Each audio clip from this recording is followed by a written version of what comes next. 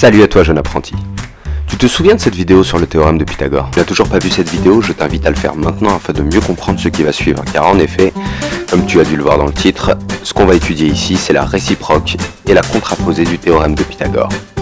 Je ne pose qu'à faire des mathématiques, je traîne avec une calculatrice. Je vais commencer par te donner le sommaire. Ça va se dérouler en deux vidéos. La première, plutôt théorique, il s'agira de logique pure. On répondra à la question « quoi ?», c'est-à-dire qu'est-ce qu'une contraposée et une réciproque. Puis on appliquera cela au théorème de Pythagore afin de savoir comment se construit la contraposée et la réciproque du théorème de Pythagore. Dans la seconde vidéo, on passera à la pratique en répondant d'abord à la question « pourquoi ?», c'est-à-dire pourquoi utiliser la réciproque et la contraposée du théorème de Pythagore.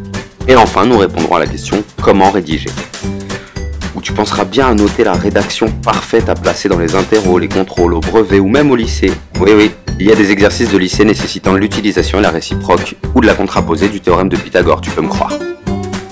Commençons tout de suite par parler de la structure de base du théorème de Pythagore. Tu te souviens, ce théorème a une structure de la forme si A alors B, comme de très nombreux théorèmes d'ailleurs. On appelle cela une implication en mathématiques et elle se symbolise par une flèche partant de A pour arriver à B. Si on a A, alors on a B. Ou encore, A implique B. On pourrait ajouter un adverbe important, tu vas comprendre tout de suite pourquoi. Si on a A, alors on a nécessairement B. A est donc appelé condition suffisante, il suffit d'avoir A pour pouvoir affirmer B. Et B est appelé condition nécessaire, il est nécessaire d'avoir B pour pouvoir avoir A.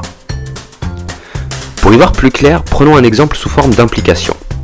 Si j'habite à Paris, je parle bien sûr de la capitale de la France, alors j'habite en France. On comprend clairement ici qu'il suffit d'habiter à Paris pour pouvoir affirmer que l'on habite en France. Mais il n'est absolument pas nécessaire, bien évidemment, d'habiter Paris pour pouvoir affirmer qu'on habite en France. On pourrait habiter Marseille, Dunkerque ou Beaumont-le-Roger. Donc si l'on n'a pas A, ça ne veut pas forcément dire que l'on n'a pas B. Que dire de B, tiens, ici? Eh bien, c'est la condition nécessaire. Il est nécessaire d'habiter en France pour pouvoir affirmer que l'on habite à Paris. Mais bien sûr, il ne suffit pas d'habiter en France pour pouvoir affirmer qu'on habite Paris. Tiens, attends un peu. S'il est nécessaire d'habiter en France pour habiter Paris, cela signifie que si je n'habite pas en France, alors nécessairement, je ne peux pas habiter Paris. Tu me suis? Alors revenons à la propriété générale sous forme d'implication si A alors B. Eh bien, cela sous-entend que si non B, alors non A. Eh bien oui, si A alors nécessairement B, c'est qu'il est nécessaire d'avoir B pour pouvoir affirmer A. Si on n'a pas B, ben on n'a pas A. Voilà tout simplement ce que l'on appelle la contraposée de la propriété. Et pour aller plus loin, si je sens que ça t'intéresse, jeune curieux.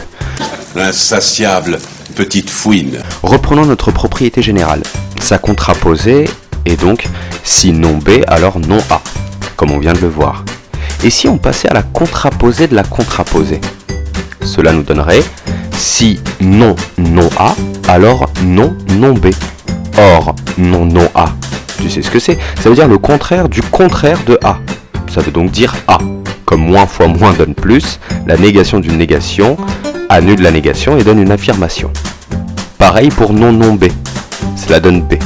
On peut donc dire que la contraposée de la contraposée d'une propriété est la propriété elle-même. Pour finir, on peut donc dire que la propriété implique sa propre contraposée, mais que la contraposée implique elle aussi la propriété. Il y a donc ce que l'on représente en mathématiques par une double flèche et qui s'appelle une relation d'équivalence. En effet, il y a équivalence entre une propriété et sa contraposée. Dire si A alors B revient à dire si non B alors non A. C'est pour cela que souvent tes profs tolèrent que tu cites une propriété ou un théorème au lieu de sa contraposée, parce qu'ils veulent tout simplement dire la même chose. La contraposée, c'est bon, on a vu tout ce qu'il fallait savoir. Mais la réciproque dans tout ça... Waouh, qu'est-ce que c'est que ce truc là? Non, pas de panique, tu vas voir que c'est très simple. Pour ça, il va falloir reprendre notre propriété générale, qui est, je le rappelle, une implication qui est symbolisée en langage mathématique par une flèche partant de A pour affirmer B. Si A, alors B. Tu as sûrement déjà entendu dans la cour de récré ces propos très vulgaires tenus par de jeunes voyous. Tu nous aimes pas, c'est réciproque. Donc tu le sais déjà, la réciprocité veut tout simplement dire que l'on change de sens. Donc dans notre propriété, si on change le sens de la flèche, c'est-à-dire si on la fait partir de B pour arriver vers A, cela nous donne si B alors A. Eh bien voici tout simplement la réciproque de la propriété. Alors juste avant de passer à l'application, à la réciproque et à la contraposée du théorème de Pythagore, on va d'abord faire un petit point sur le vocabulaire. En maths, une proposition, c'est une affirmation. Elle peut être vraie ou fausse. Si elle est vraie, on appelle souvent cela une propriété. Et si c'est une propriété importante en mathématiques, on appelle cela un théorème, que ce soit clair.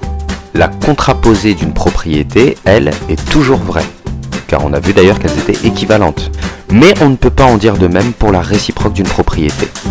En effet, reprenons l'exemple, si j'habite à Paris alors j'habite en France, cette proposition est vraie, bien évidemment. Elle a une réciproque. En inversant les conditions nécessaires et suffisantes, la réciproque est si j'habite en France, alors j'habite à Paris. Et n'en déplaise aux Parisiens, cette proposition est fausse. En effet, il n'est pas suffisant d'habiter en France pour pouvoir habiter Paris, et d'un autre côté, il n'est pas nécessaire d'habiter Paris pour pouvoir affirmer qu'on habite en France. En somme, on peut rarement permuter conditions nécessaires et suffisantes, mais on verra pour le théorème de Pythagore que sa réciproque est bel et bien vraie. Fabuleuse transition pour parler de la réciproque et de la contraposée du théorème de Pythagore. Rappelons tout d'abord ce théorème.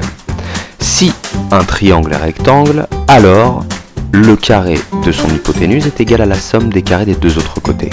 On voit bien qu'il a une structure d'implication, si A alors B. Sa réciproque est vraie. Et, tu en as deviné l'énoncé, il suffit pour cela de permuter conditions nécessaires et conditions suffisantes.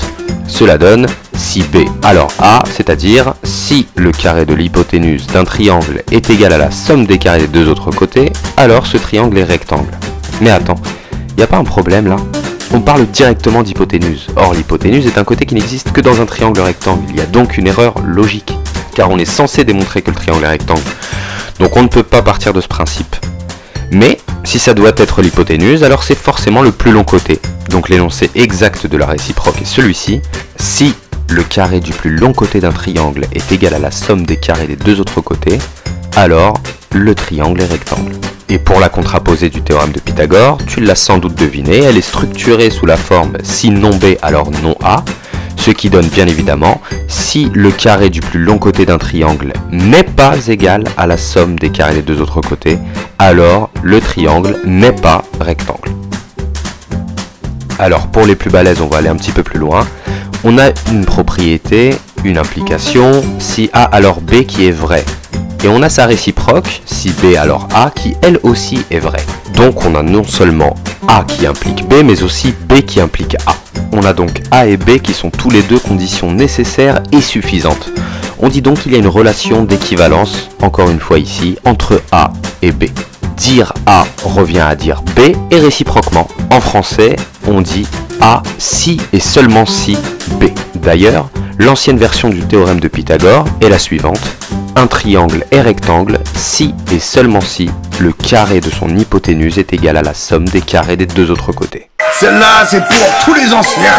Bon, eh bien on va bientôt se quitter, mais avant de passer aux exercices, je dois t'énoncer une propriété très importante pour Alpha Omega.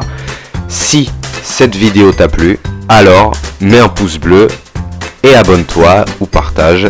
Ça nous donnera de la force, beaucoup de force pour continuer à te préparer les meilleurs cours. Pour finir, voici la petite séance de muscu du cerveau avec une mise en application de ce que tu viens de voir. Je te demande ici de donner la réciproque en me disant si elle est vraie ou non, et la contraposée de propriétés que tu as vues en 6e et en 5e, sauf peut-être la 3e propriété qui est hors programme, mais je la mets quand même, histoire de voir si tu es solide. Allez, bon courage, et à très bientôt sur Alpha Omega. Je ne pense qu'à faire des mathématiques. Je ne pense qu'à faire des mathématiques.